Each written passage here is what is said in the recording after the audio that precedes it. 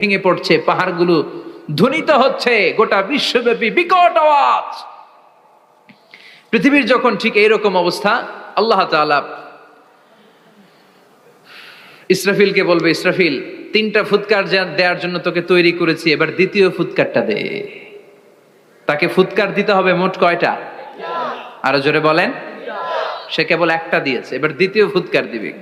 দ্বিতীয় ফুৎকার যখন সে দিবে, মুহূর্তের মধ্যে পৃথিবীর মধ্যে যত মানুষ আছে সবগুলো মরতে শুরু করবে। একটার পর একটা মালাকুল মাউত রুহু কবজ করতে শুরু করবে। মরবেন না শুধু একজন, চিল্লায় বলেন তিনি কে? কুল্লু মান আলাইহা ফানি ওয়া ইয়াবকা ওয়াজহু রাব্বিকা যুল জালালি ওয়াল ইকরাম ফাবিআইয়ি আলাই রাব্বিকুমা তুকাযযিবান। পৃথিবীর মধ্যে যা যা তোমরা দেখো সব হয়ে যাবে ফান। সব কি? ফান। আমরা বলি না ফানা ফানা, বলি ফানা ফানা হয়ে যাবে, কিছু থাকবে না, থাকবে একজন, চিল্লায় বলেন তিনি কে? এজন্য সব সময় আল্লাহর কাছে কামনা করবেন, আল্লাহ তুমি ঈমানের মরণ দাও। পড়ে না আমিন? ও আল্লাহ তুমি আমাদেরকে শাহাদাতের মরণ দাও। পড়ে না আমিন?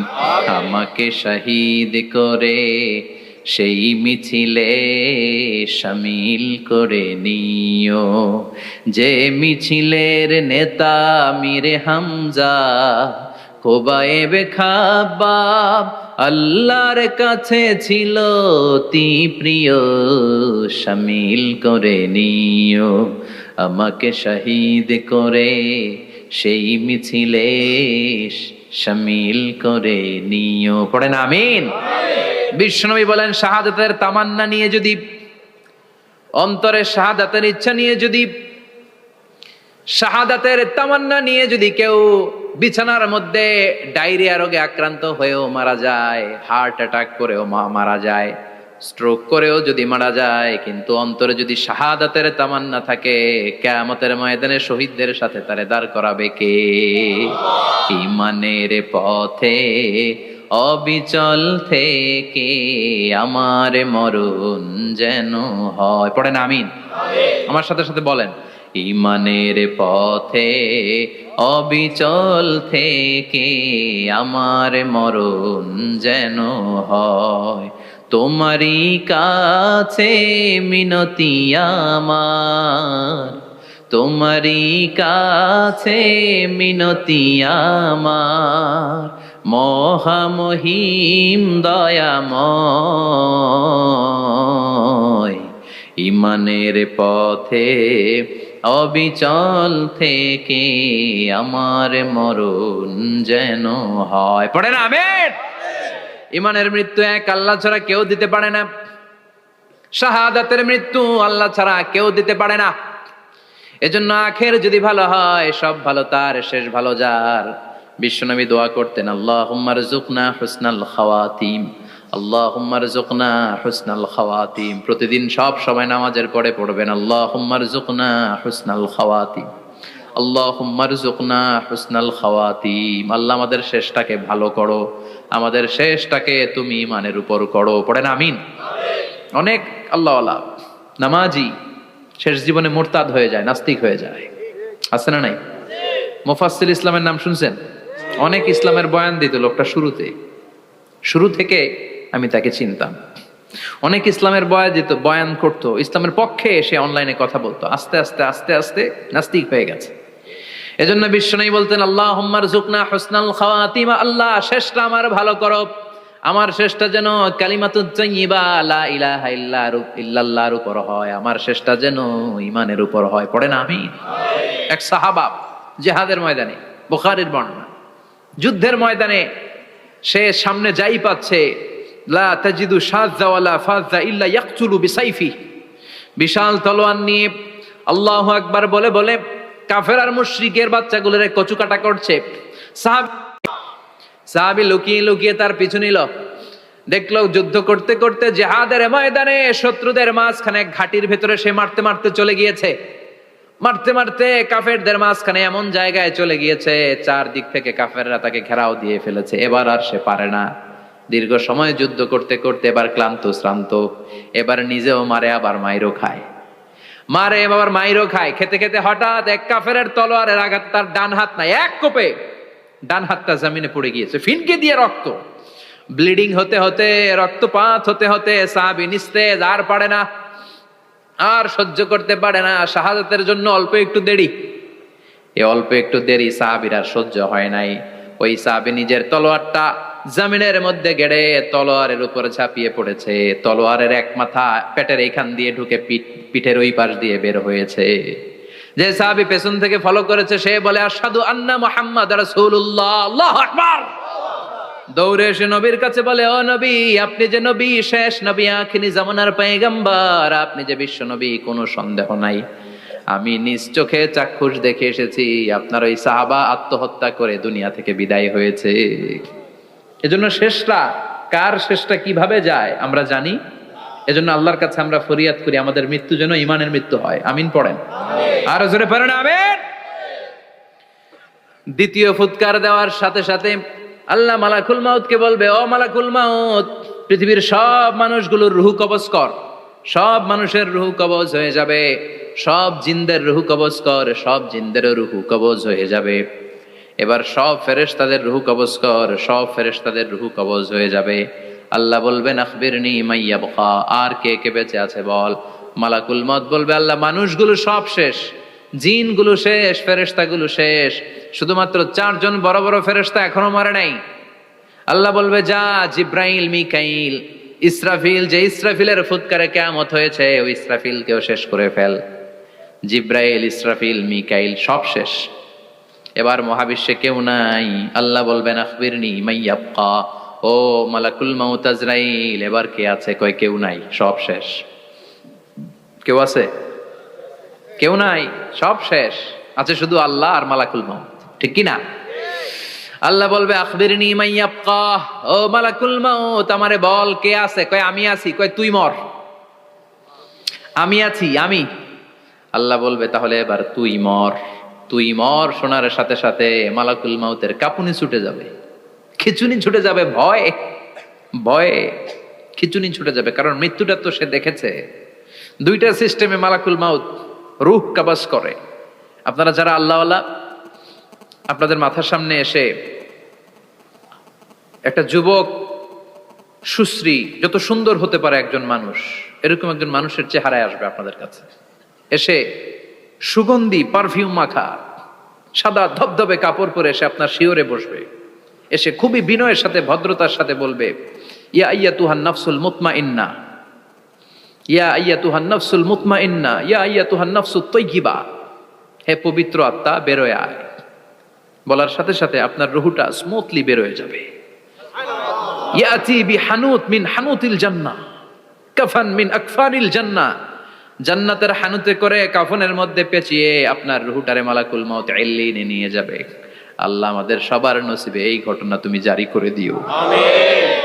আর যারা ইসলাম মানে নাই, কোরআন মানে নাই, বিশ্ব নবীরা মানে নাই, তাদের সামনে কুৎসিত আকৃতির একটা ভয়ঙ্কর চেহারা নিয়ে আসবে। বিআকবাহি মা ইয়াকুন, হাদিসে এসেছে, ওনারা দেখলে আপনার পিলে চমকে যাবে।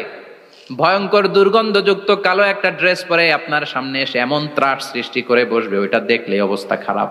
চিৎকার দিয়ে ধমকাবে আর বলবে, ইয়া আইয়াতুহান নাফসুল খাবিসা, হে পাপাত্তা বেরোয় আয় ইলা গাদাবিল্লাহ, আল্লাহর ক্ষোভ, আল্লাহর রাগের দিকে তুই বের হয়ে আয়। মুমিনের আত্মাটা যেমনি স্মুথলি বের হয়ে এসেছে, কাফেরের আত্মাটা বলার সাথে সাথে বেরোতে চাইবে না। আত্মাটা একবার ডানে দৌড়, একবার বায়ে দৌড়, একবার সামনে দৌড়, আর একবার পিছনে দৌড়। এবার মালাকুল মাউত আরো হিংস্র হয়ে যাবে, পা থেকে টান মেরে সারা দেহ থেকে খিচুনি দিয়ে পুরো দেহটারে চাপতে চাপতে জীবিত একটা ছাগলের চামড়া জীবিত অবস্থায় তার দেহ থেকে উল্টো দিকে টেনে টেনে বের করলে যেমন কষ্ট হয়, একজন কাফেরের রুহু দেহ থেকে টেনে হিচড়ে মালাকুল মাউত বের করে ফেলবে।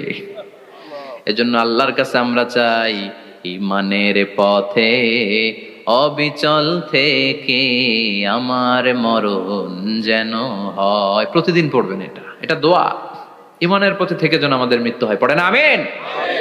মালাকুল মাউত এই দৃশ্যগুলো নিজেই ঘটিয়েছে, তার জানা আছে মৃত্যুর কত কষ্ট। আল্লাহ বলবেন মর, বলার সাথে সাথে কাঁপুনি ছুটে যাবে। আল্লাহ বলবেন কেঁপে লাভ নাই, মরতে হবেই, কারণ কুল্লু নাফসিং, everyone has to take the test of death. সবাইকে মৃত্যু নিতে হবে, গ্রহণ করতে হবে স্বাদ। The most certain thing in our life is death, but the most uncertain thing in our life is the time of death. আমাদের জীবনের সবচাইতে সুনিশ্চিত বিষয় হচ্ছে যে আমরা মরবো, এটা আমরা সবাই জানি না? কিন্তু সবচাইতে অনিশ্চিত বিষয় হচ্ছে যে আমরা কখন মরবো, এটা আমরা কেউ জানি না। জানি মালাকুল মউত কাঁপতে থাকবে। আল্লাহ বলবেন জান্নাত এবং জাহান্নামের মাঝ বরাবর একটা জায়গা আছে, আল আরাফ, ওইখানে দাঁড়িয়ে মালাকুল মউত বিকট একটা চিৎকার দিয়ে সারা পৃথিবীর মানুষগুলো, ফেরেশতাগুলো যেমনি দুনিয়া থেকে বিদায় হয়েছে, মালাকুল মউত তখন বিদায় হয়ে যাবে। সেদিন বিকট একটা চিৎকার মেরে তিনি বিদায় হবেন। বিশ্বনবী বলেন মালাকুল মউতের মরণের সময় সেই চিৎকারটা ওই দিন এত ভয়ঙ্কর হবে, দুনিয়াতে যদি তখন মানুষ থাকতো, কিয়ামত ঘটানোর জন্য আলাদা করে ইসরাফিলের সিংগায় ফুৎকার দেওয়ার আর দরকার হতো না। মালাকুল মউতের মরণের কষ্টের ওই চিৎকারের আওয়াজ শুনলে মানুষগুলো সব কানের পর্দা ফেটে জমিনের মধ্যে তখনই লাশ হয়ে পড়ে যেত। মালাকুল মউত এখন আর নাই, ডানে বায়ে সামনে পেছনে কেউ নাই, একজন ছাড়া, তিনি কে? আল্লাহ তখন বলবেন ইয়া আরদু আইনা নাহারুকে, পৃথিবী তোর নদীগুলো কই, বিল্ডিং গুলো কই, রাজা বাদশা গুলো কই, পৃথিবীর নাজ নেয়ামত কই, ভোগের দুনিয়া আজকে কোথায়, অহংকার দাপট আর ক্ষমতার বড়াই আজকে কোথায়? লিমানিল মুলকুল ইয়াউম, who belongs the kingdom today, আজকে ক্ষমতা কার? চিল্লায় বলেন তো সেদিন ক্ষমতা হবে কার? লিমানিল মুলকুল ইয়াউমা লিল্লাহিল ওয়াহিদিল কাহ্হার, ক্ষমতা সেদিন কারো নয়, ক্ষমতার মালিক একজন, তিনি কে?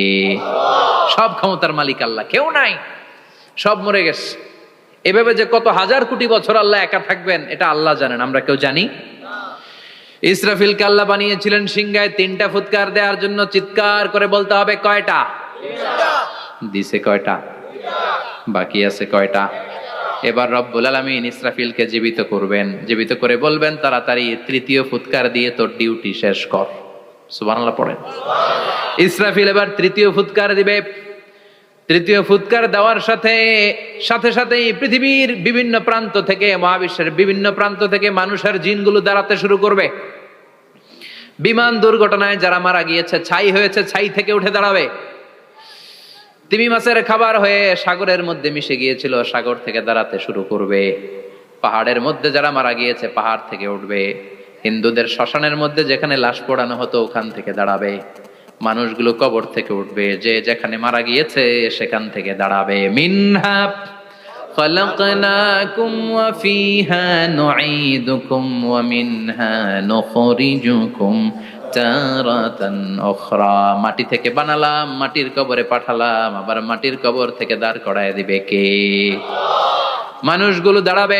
মুমিন বান্দারা চোখ কচলাতে কচলাতে বলবে মাম বাআসানা মিন মারকাদিনা, قالوا من بعثنا من مرقدنا هذا ما وعد الرحمن وصدق المرسلون। মুমিন বান্দারা চোখ ডলতে ডলতে বলবে ঘুম ভাঙালো কে? তোমার ধর্মের নাম কি? এই লোকটারে চিনো নাকি? ওনার নাম কি? এবার বলবে 3টা প্রশ্নের উত্তর কোত্থেকে শিখলা কও? কোত্থেকে শিখছেন? বলতে হবে কোরআন থেকে শিখেছি। 4টার উত্তর যখন করতে পারবেন, ইফসাহু লাহু কবরুহু 70 যিরাআন, কবরটারে 70 হাত লম্বা করে দেয়া হবে। ওয়া ইফতাহু লাহু বাবুন ইলাল জান্নাহ, আপনার কবরের ভেতরে থেকে জান্নাতের দিকে একটা ঘর করে দেয়া হবে। জান্নাতের সুঘ্রাণ ওলা সুবাতাস আপনার কবরের মধ্যে এসে ধাক্কা মারবে। জান্নাতে ঢোকা লাগবে না, আপনার ওই কানেকশন দিয়ে আসবে। এয়ার কন্ডিশনের যে রুমগুলো আছে, ওই রুমগুলোর ভিতরে না ঢুকলো, দরজার আশেপাশ দিয়ে হাঁটলেও একটা ঠান্ডা ঠান্ডা বাতাস আছে না? নাই? দেহের মধ্যে লাগে। জান্নাতে আপনার ঢোকা লাগবে না, কবরের মধ্যে শুয়ে শুয়ে জান্নাতের সুবাতাস পাবেন। এবার বলবে ফায়ুলবাসু লিবাসু আহলিল জান্নাহ, জান্নাত থেকে আনা 2টা জান্নাতি সেট পোশাক আপনারে পরিয়ে দেয়া হবে। এবার আপনারে বলা হবে আহলান ওয়া সাহলান, কংগ্রেচুলেশন, খোশ আমদেদ, তোমার জন্য কংগ্রেচুলেশন, সুস্বাগতম। 3টার পরে 4র্থ প্রশ্নের উত্তরও পেরেছ, জান্নাতের পোশাক তোমারে পরিয়ে দিলাম, আর কোনো কাজ নাই, এবারের মতো খেলা শেষ, এবার ঘুমাও। কি করো? কথা বলেন।